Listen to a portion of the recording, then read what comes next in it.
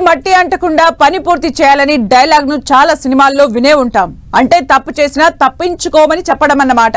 వాస్తవానికి ఎవరు తప్పు చేసినా ఎక్కడో ఒక చోట దొరికిపోతారు. చాలా పోలీస్ కేసుల్లో ఇప్పటికే ఈ విషయం నిరూపితమైంది.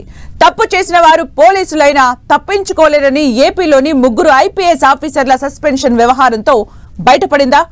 ముంబై నటి కాదంబరి జత్వానీ కేసులో 3 అధికారులు ఎక్కడో తప్పులో కాలేసినట్లే కనిపిస్తోందనే విమర్శలు వ్యక్తమవుతున్నాయి. నిజంగా ఐపీఎస్లు తప్పు చేశారా? తప్పించుకోలేక ఎలా దొరికిపోయారు? తప్పు చేసి తప్పించుకు తిరుగువాడు ధన్యుడు. మరి తప్పించుకోలేని వారిని ఏమనాలి? ఇలాంటి సందేహం వస్తుందా?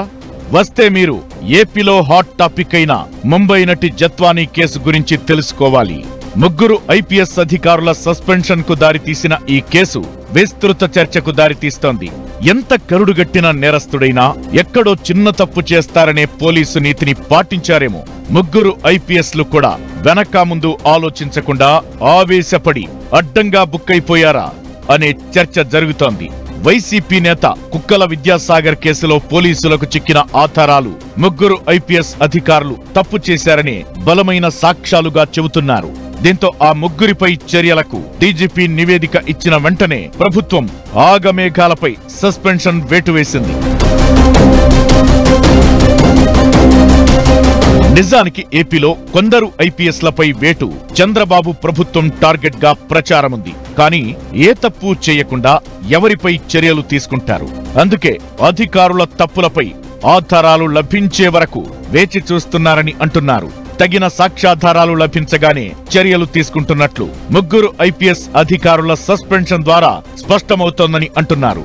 గత ప్రభుత్వంలో కొందరు అధికారులు తమ పరిధిలు దాటి వ్యవహరించారని, అలాంటి వారిపై చర్యలు తీసుకోవాలని చంద్రబాబు ప్రభుత్వం అధికారంలోకొచ్చిన నుంచి వేచి చూస్తోంది. ఇలా సుమారుగా 24 మంది ఐపీఎస్లకు పోస్టింగులు లేకుండా వెయిటింగ్ లో పెట్టగా వీరిలో 16 మంది రోజు డీజీపీ ఆఫీస్కొచ్చి హాజరు వేయించుకోవాలని మెమో జారీ చేసింది.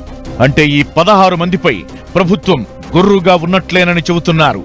అయితే ఇప్పుడు ఆ 16 మందిలో 3 తాజాగా వేటుపడింది. 3 ఐపీఎస్లపై ముంబై నటి కాదంబరి జత్వానీ ఫిర్యాదే ప్రభుత్వానికి ఆయుధంగా మారిందని చెబుతున్నారు. సహజంగా ఏ పార్టీ అధికారంలో ఉన్నా తమకు ఫేవర్ గా నడుచుకోవాలని ఉద్యోగులకు సూచిస్తుంది. కానీ అధికారులు రూల్స్ ప్రకారమే నడుచుకుంటూ ప్రభుత్వాధినేతలు చెప్పే పనులను రిస్క్ లేకుండా చేస్తుంటారు. కాదంబరి జత్వానీ కేసులో కూడా ఇదే విధంగా ముందస్తుగా ప్రభుత్వ పెద్దల సూచనల ప్రకారమే నడుచుకున్నారని అనుకున్న ఐపీఎస్లుగా తమ సుదీర్ఘ అనుభవాన్ని ఎలా విస్మరించారనే ప్రశ్న తలెత్తుతోంది. ఎఫ్ఐఆర్ కన్నా ముందే ఫ్లైట్ టికెట్లు బుక్ చేయడం, ముంబై విమానం ఎక్కేందుకు కేవలం అరగంట ముందు ఎఫ్ఐఆర్ నమోదు చేయడంపై ఐపీఎస్లు ఎక్కడా జాగ్రత్త పడలేదనే విషయాన్ని బయటపెడుతోంది. ఈ మిస్టేక్సే వారు అడ్డంగా దొరికిపోయేలా చేసిందంటున్నారు. ఎన్నికల తరువాత పరిస్థితులు తారుమారైతే తమ పరిస్థితి ఏమవుతుందనే కనీస ఆలోచన లేకుండా ఐపీఎస్లు వన్ వే ట్రాఫిక్ లో వెళ్లినట్లు ఒకే కోణంలో ఆలోచించి ముందుకెళ్లడమే విస్తుగొలుపుతోందంటున్నారు. చంద్రబాబు ప్రభుత్వానికి, వైసీపీ హయాంలోని గత ప్రభుత్వానికి ఈ కేసుతో ఒక స్పష్టమైన తేడా చెబుతున్నారు పరిశీలకులు.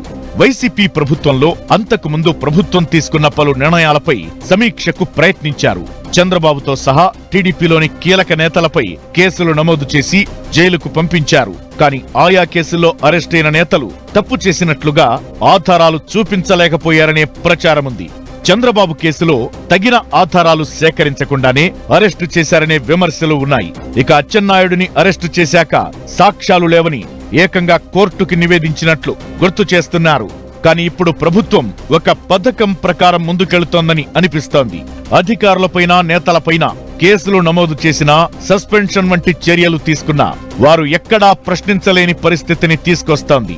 ఒకవేళ ఎవరైనా కోర్టుకు వెళ్లి తగిన సాక్ష్యాధారాలు చూపిస్తే ప్రభుత్వ వాదనే నెగ్గేలా జాగ్రత్తలు తీసుకుంటోందని చెబుతున్నారు. టీడీపీ కార్యాలయాలు, చంద్రబాబు నివాసంపై దాడి కేసులో ఇప్పటికే వైసీపీ నేతలు కోర్టులు, పోలీస్ స్టేషన్ల చుట్టూ తిరుగుతుండగా ఇసుక కుంభకోణంలో ఆ శాఖ డైరెక్టర్ గా పనిచేసిన వెంకట్రెడ్డిపై సస్పెన్షన్ వేటు పడింది.